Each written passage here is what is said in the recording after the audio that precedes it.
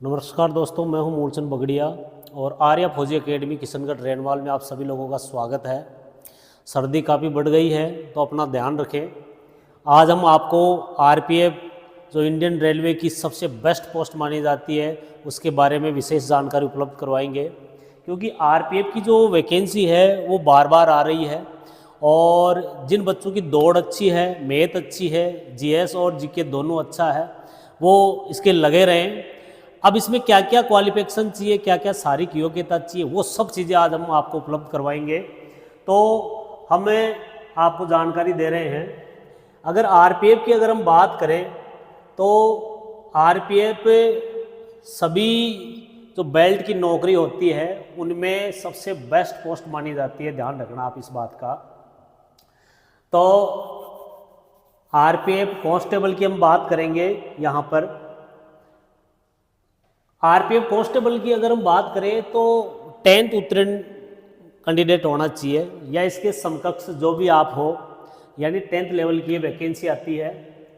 आयु सीमा की अगर हम बात करें तो जनरल के लिए 18 से 25 वर्ष है और जनरल वालों को इसमें किसी भी प्रकार की कोई छूट आयु में नहीं दी गई है। ओबीसी की अगर हम बात करें तो 18 से 28 वर्ष है, ध्यान रखना, जिसमें 3 साल की छूट जोड़ी गई है, ध्यान रखना, आप इस बात को ध्यान रखें। 3 साल की छूट जोड़ी गई है। SC/ST की बात करें तो 18 से 30 वर्ष है, ध्यान रखना, इसी 30 वर्ष में 5 वर्ष की आपकी छूट भी शामिल है। और ऊंचाई की अगर बात करें पुरुषों के लिए, पुरुष और महिला दोनों के लिए अलग अलग है। जनरल, ओबीसी, ईडब्ल्यूएस जिसको हाल ही में आरक्षण प्रदान हुआ था, तो 165 सेमी चाहिए इन तीनों के लिए। SC/ST के लिए इसमें छूट दी गई है हाइट में 160 सेमी आपकी ऊंचाई होनी चाहिए। फीमेल महिला की बात करें हम तो 157 सेमी हाइट चाहिए इनको, और SC/ST की बात करें तो 152 सेमी चाहिए, यानी SC/ST महिला के लिए 152 सेमी है, जनरल, ओबीसी और ईडब्ल्यूएस के लिए फीमेल एंड महिला के लिए 157 सेमी है। अब दोस्तों आगे बढ़ते हैं। सीना चेस्ट की बात करें तो पुरुष जो मेल है उनके लिए जनरल, ओबीसी, ईडब्ल्यूएस इन सब के लिए सीना चाहिए 80 सेमी और 5 सेमी का फुलाव देखे तो 85 सेमी आपका सीना होना चाहिए। SC/ST के लिए इसमें थोड़ी छूट दी गई है, यानी 76.2 आपका सीना होना चाहिए बिना फुलाए, और फुलाव होने के बाद में 81.2 सेमी का आपका सीना होना चाहिए। ठीक है। अब हम शारीरिक दक्षता की बात करें, यानी फिजिकल की बात करें, ग्राउंड पर आने के बाद में आपसे क्या क्या करवाएंगे। ग्राउंड पे सबसे पहले होगी आपकी दौड़, और दौड़ कितनी होगी 1600 मीटर। 1600 मीटर बोले तो 1 मील की दूरी, जिसको आपको तय करना पड़ेगा कितने समय में, 5.45 मिनट में, यानी 5 मिनट और 45 सेकंड में आपको इसको पूरा करना पड़ेगा। और महिला की बात करें दौड़ की तो 800 मीटर की दौड़ होगी और 3.45 यानी 3 मिनट और 45 सेकंड में आपको ये दौड़ पूरी करनी पड़ेगी महिलाओं को। पुरुषों के लिए अगर लॉन्ग जंप की बात करें, यानी लंबी कूद की बात करें तो 14 फीट का लॉन्ग जंप होता है, जो ज़्यादा नहीं होता, प्रैक्टिस करने से सब कुछ संभव हो जाता है। और महिलाओं के लिए 9 फीट का लॉन्ग जंप होगा, ठीक है इसमें।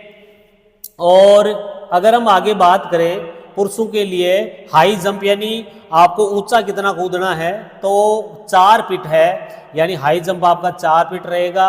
और महिलाओं के लिए 3 फीट हाई जंप रहेगा, ध्यान रखना इस बात का। और दूसरी बात, एक महत्वपूर्ण बात, कि इसमें आपको नंबर नहीं मिलेंगे, ये केवल क्वालिफाई है, यानी देखो फिजिकल ओनली क्वालिफाई करना है आपको। इसमें अगर आप 16 फीट कूद जाते हो, 17 फीट कूद जाते हो तो उसका कोई मतलब नहीं है। आप 14 फीट की प्रैक्टिस कीजिए और इसी को पार करने की कोशिश कीजिए, क्योंकि इसमें ज़्यादा नंबर नहीं मिलेंगे आपको, केवल आपको क्वालिफाई करना है। ठीक है दोस्तों, अब आगे चलते हैं थोड़ा। अब एक सबसे महत्वपूर्ण पार्ट जिसकी तैयारी आर्या फौजी एकेडमी किशनगढ़ रेनवाल में बहुत शानदार करवाई जा रही है, कि एग्जाम पैटर्न की अगर हम बात करें तो इसमें मैथ के जो क्वेश्चन आएंगे वो 35 आएंगे, रीजनिंग के क्वेश्चनों की बात करें तो वो भी 35 आएंगे, जनरल साइंस की अगर हम बात करें तो इसके भी 50 क्वेश्चन आएंगे। ठीक है, टोटल इसमें 120 क्वेश्चन है, ध्यान रखना है। ठीक है, और इस जनरल साइंस के अंदर जीके भी आता है, ध्यान रखना, जीके भी आता है, जीके और जीएस दोनों के 50 क्वेश्चन है। तो टोटल कितने हो गए, 120 क्वेश्चन हो गए हैं। टाइम इसमें आपको दिया जाएगा, यानी 120 क्वेश्चन हल करने के लिए आपको 90 मिनट का समय दिया जाएगा। नेगेटिव मार्किंग इसमें होगी बेटा, ध्यान रखना है 1/3, यानी कि आप अगर 3 क्वेश्चन गलत करते हो तो 3 तो हो गए, और 1/3 के हिसाब से आपका 1 नंबर और चला जाएगा। मतलब इसको 3 से इंटू करें तो कितना हो जाता है, 1 हो जाता है। मतलब आपका 1 नंबर भी गया और 3 क्वेश्चन भी गए। ठीक है, अगर हम थोड़ी सी अब सैलरी की बात कर लेते हैं, क्योंकि ये इसी की आवश्यकता रहती है ज़्यादातर। तो सैलरी मैं आपको बता रहा हूँ आरपीएफ कांस्टेबल की बता रहा हूँ। ठीक है, न्यू पे स्केल की बात करें तो 21,710 रुपये आपको दिए जाएंगे ट्रेनिंग पीरियड में, और उसके बाद में आपकी सैलरी धीरे धीरे बढ़कर 26,200 से आगे 32,030 तक जाएगी। और जैसे जैसे आप नौकरी करते जाओगे, आपकी उम्र बीतती जाएगी, आपकी सैलरी दिनों दिन बढ़ती रहेगी। ईश्वर करे, हम तो यही चाहते हैं कि आपकी सैलरी दिनों दिन बढ़े।